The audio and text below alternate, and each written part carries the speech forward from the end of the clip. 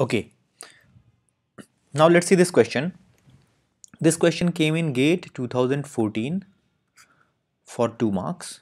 The question is, there are two elements x and y in a group G comma star. So G is the underlying set and star is the operator for a group, and after that they are saying that such that every element in the group can be written as a product of some number of x's and some number of y's. So we will come back to this later. Later they are saying that it is known that x into x is equal to y into y is equal to this thing is equal to this thing is equal to e.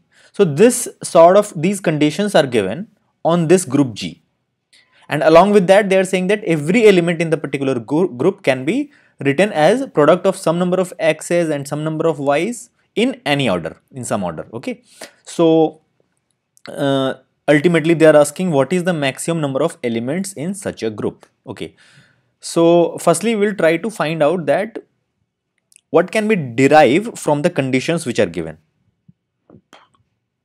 So for that, let's take this and this for a while. So my point is that x operation x, okay, so x operation x is equal to, and now I am taking this part, is equal to x operation y operation x operation y. So x into y into x into y, this thing is equal to this thing. We will use other equalities also. Firstly, let's start with this.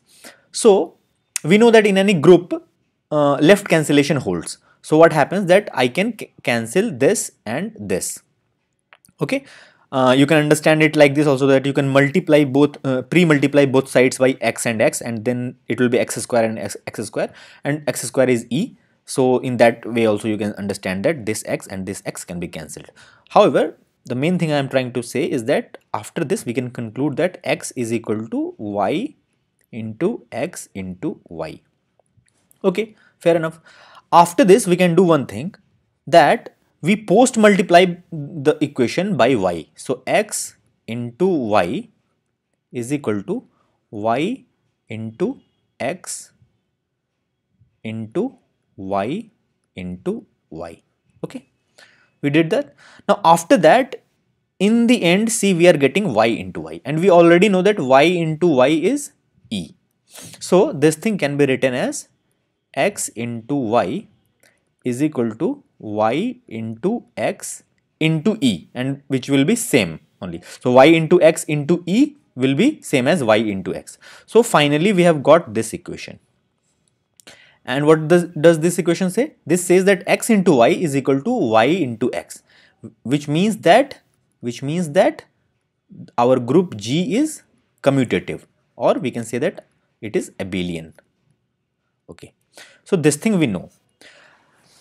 Now let's come back to this fact which they have given, that every group can be written as a product of some number of x's and some y's in some order.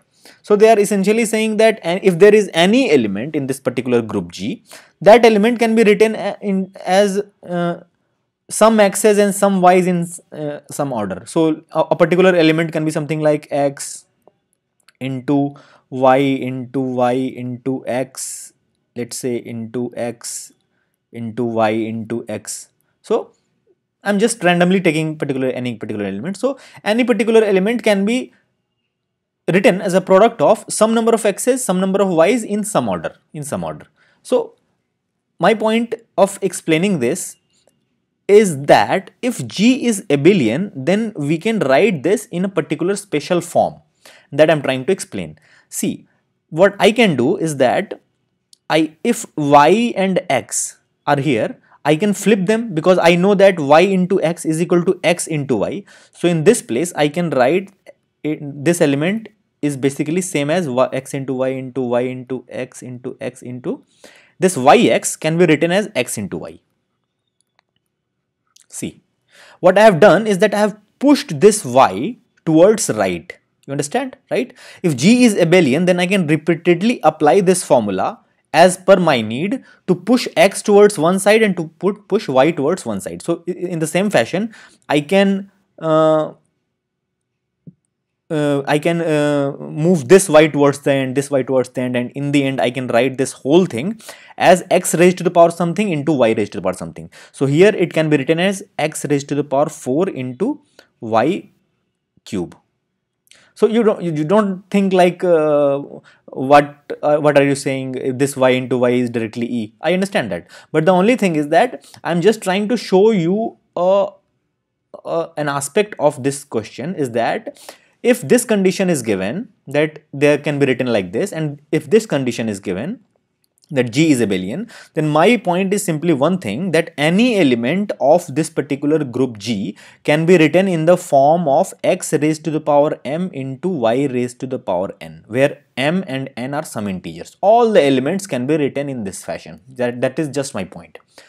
Now, what is the advantage that this gives us? This gives us an advantage that I know that every element is in this form. I also know that x square is equal to e and y square is equal to e from here.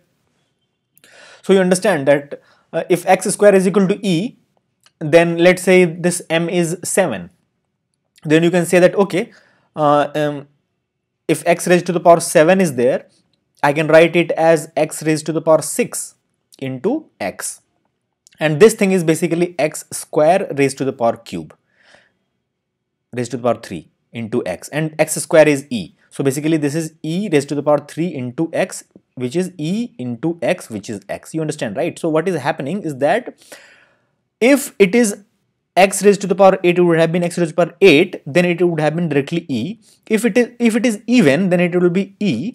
If it is odd, then you just take out a factor and then rest of them will be again e, and then one x will be left. Similarly for y.